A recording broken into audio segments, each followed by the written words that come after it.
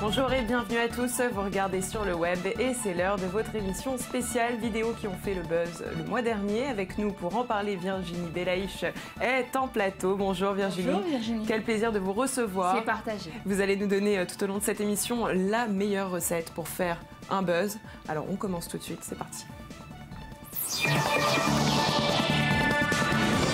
Et on commence avec la découverte d'une nouvelle destination pour vos prochains voyages, délivrée par le street artiste anglais Banksy. Connu pour son art de rue subversif, il a publié le mois dernier cette vidéo de 2 minutes sur son site internet. On y voit à quoi ressemble la ville de Gaza après-guerre. Au lieu des plages de sable que l'on a l'habitude de voir dans ce genre de vidéo, Banksy nous propose tout autre chose, sans oublier ses dernières œuvres. Regardez.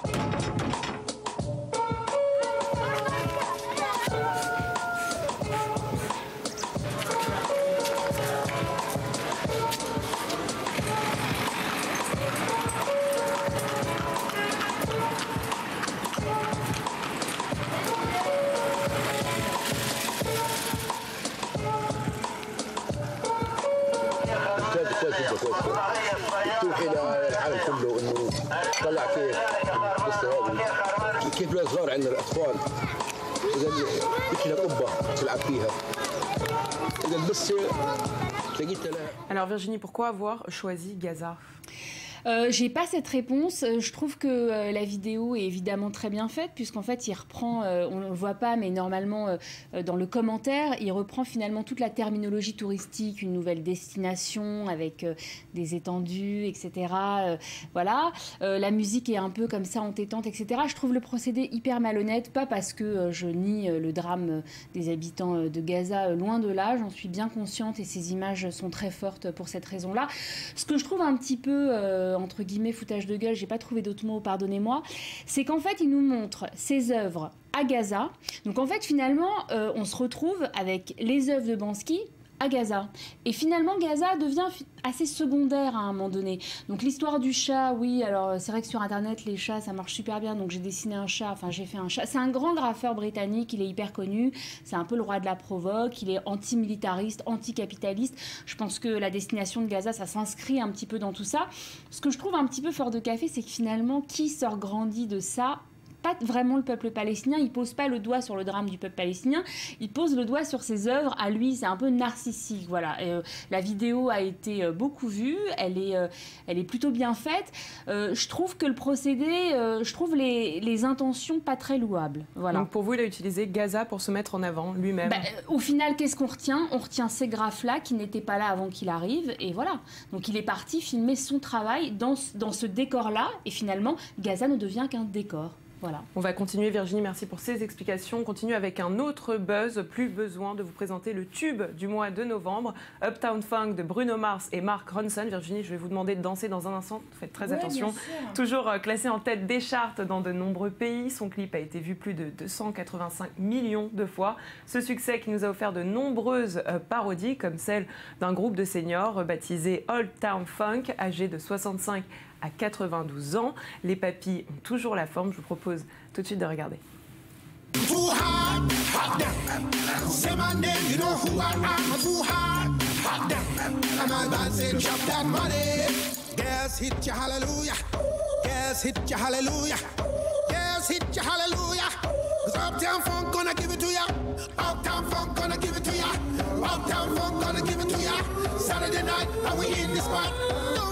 Just watch.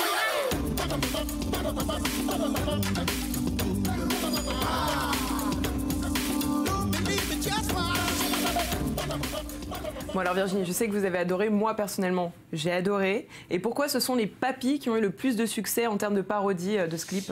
D'abord parce que c'est une parodie qui est très bien faite, contrairement à d'autres où vraiment on voit qu'il y a quand même des moyens derrière, ils sont tous bien sapés. Grosse production, hein. Grosse production, costumes, exactement. On a repris un mec qui ressemble quand même un petit peu à Bruno Mars, qui devrait s'inquiéter parce qu'à mon avis dans 50 ans il ressemble à ça. Enfin voilà, on a vraiment fait quelque chose de très bien. Moi ce que je trouve que ça marche super bien. Pourquoi? C'est parce que justement on voit une petite moto pour papy, on les voit qu'ils avancent pas très assurés. À un moment donné, ils sont tous en ligne, ils avancent, puis il y en a un qui est complètement à la ramasse, il leur dit avancez sans moi, je vais vous retarder. En fait, il n'y a pas de glorification du troisième âge, du genre vous voyez, on peut danser aussi bien à 70 ans qu'à 20 ans. Au contraire, je trouve que ça montre un peu le troisième âge joyeux, mais les artères, elles suivent pas trop, etc. Je trouve que c'est ça qui fonctionne super bien dans cette vidéo. Et il faut pas se leurrer. Un tube mondial, vous en faites une parodie, ça surfe quand même, c'est le petit poisson qui nage dans le siège de l'énorme poisson. Façon, hein. Dès qu'on a un buzz, on surfe sur le buzz pour pouvoir créer son propre buzz. Exactement. Et c'est ça qui fonctionne. C'est à mourir de rire, vraiment. Et les femmes aussi sont pas mal. Que les autres papy mieux que des enfants? Parce que je vous dis, elle est vachement bien produite par rapport aux autres, et parce que je crois que voir des mecs qui n'ont plus l'âge se déhancher, se la donner, voilà, de toute façon. Ils ont quand même le style, hein. Bah, ils ont grave le style déjà, c'est super bien tourné. Moi j'ai vu d'autres parodies qui n'étaient pas aussi bien tournées que ça.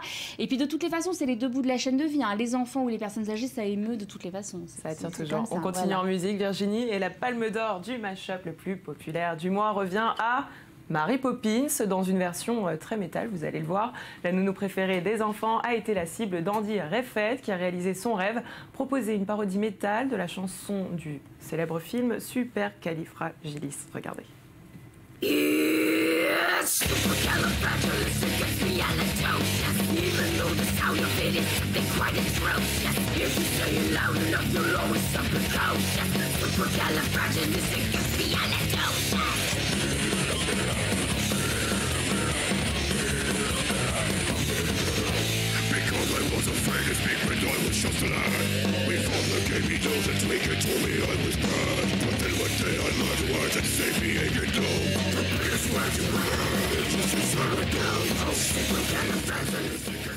Virginie, une version étonnante, mais finalement ça marche bien. Oui, ça marche bien. D'abord, ce qui marche toujours bien, c'est le décalage entre des images symboles d'enfance et une musique métal, hard rock. Je sais pas trop comment on peut appeler ça. Métal. Voilà, métal, un truc punk, voilà, qui balance bien. Moi, je me suis un peu penchée sur cette musique-là, qui est pas du tout ma tasse de thé. Et ce qui est marrant, c'est que ça fonctionne bien parce que la diction des métalleux est quand même parfaite. Là, on le voit bien. On articule. Voilà. Et c'est pas un rythme très soutenu. En fait, la musique derrière est très forte, mais les paroles, on les comprend, on les entend. Et c'est ça qui fonctionne super bien, c'est qu'il a réussi, en fait, à utiliser ce tube. Moi, je me lancerai pas du tout dans le titre. Donc, respect. Respect. Moi, je vous laisse sur le bas-côté, là. Avancez sans moi. Et finalement, ça colle super bien avec ces images, et c'est le décalage qui est formidable. Il s'est fait plaisir. En plus, Mary Poppins, c'est juste universel, quoi. Donc, c'est ça qui fonctionne très, très, très bien.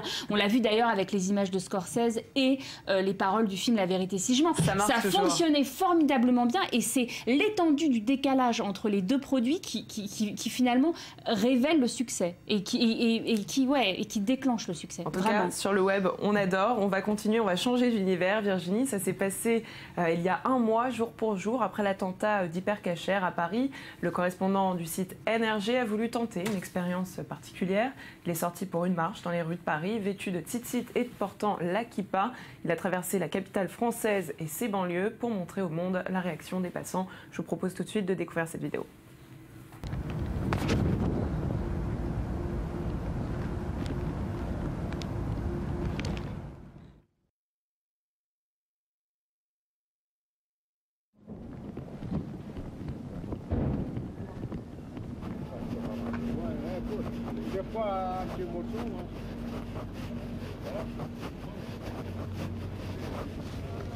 Pousse-les! Pousse-les! Non, non, rigole, il mange pas de chien. Rigole, le frère. Il va se faire enculer ici, mon frère. Il va se faire baiser ici, mon frère. On va aller dans le chemin.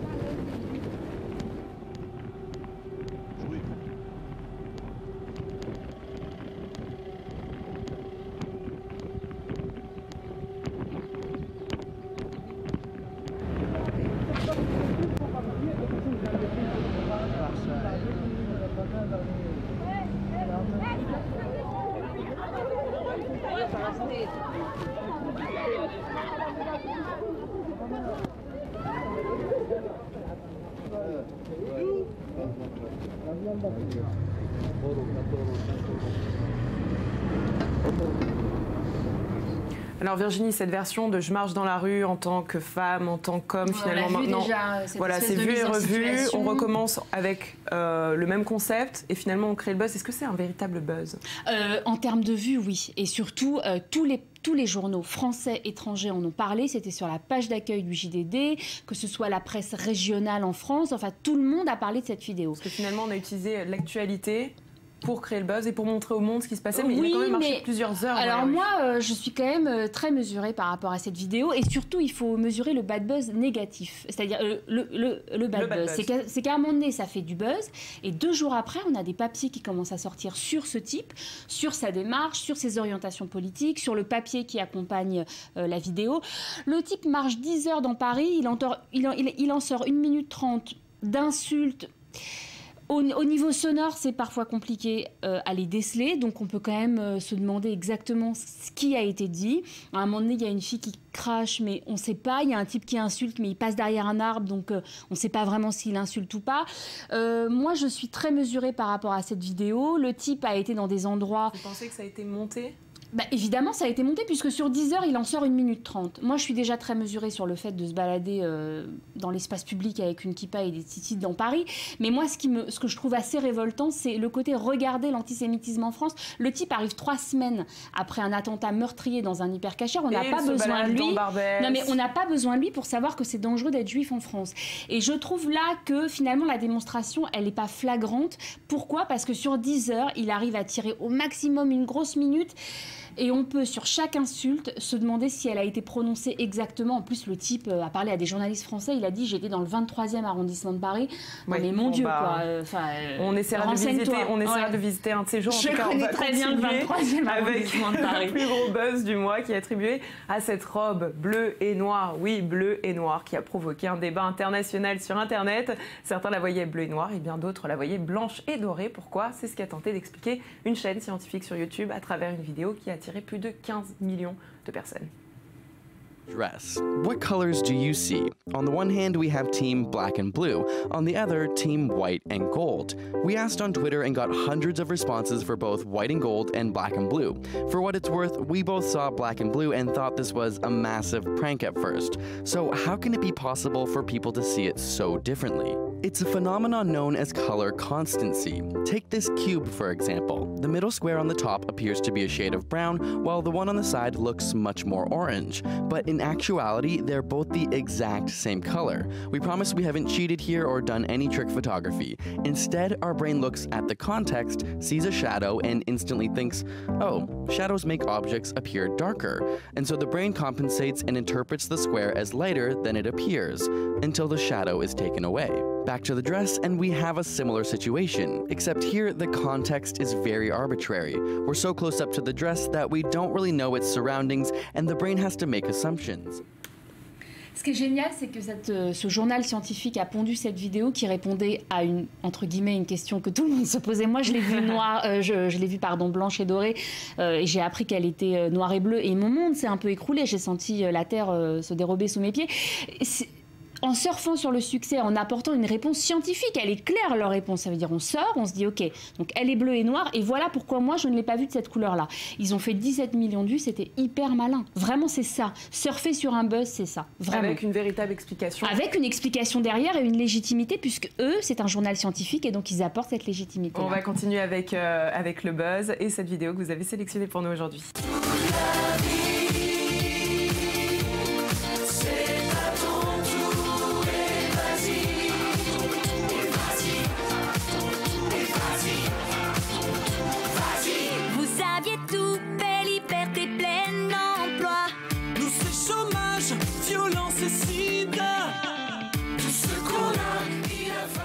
Alors, gros succès sur Internet, grosse politique aussi, grosse polémique aussi. Grosse polémique, mais ce qui est marrant, c'est que ça fait 2 mois que la chanson tourne et sur les radios et dans les concerts des Enfoirés et personne ne s'offusque. Et là, la vidéo arrive, le clip arrive et patatras, catastrophe. Et c'est là où on voit la force de l'image.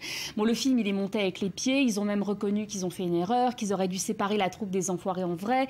Et c'est vrai que c'est quand même dérangeant de voir Amel Bent, 22 ans, nous expliquer qu'il faut quand même qu'on se bouge, parce qu'on en a à peu près le double de son âge. Donc voilà. Mais donc c'est la force de l'image et à la fois c'est un bad buzz et à la fois les dons affluent, les ventes explosent. Donc finalement, tout va bien.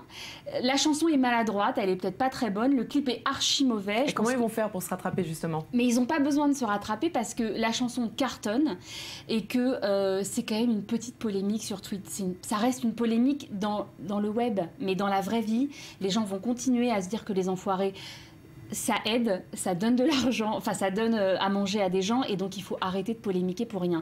Mais moi je voulais juste la montrer pour dire que c'est la vidéo qui apporte la polémique et pas la chanson, puisque avant que la vidéo ne sorte, il n'y avait pas de problème. Merci beaucoup Virginie pour toutes ces explications, merci à vous de nous avoir suivis, on se retrouve demain, même endroit et même heure pour une nouvelle édition de Sur le Web.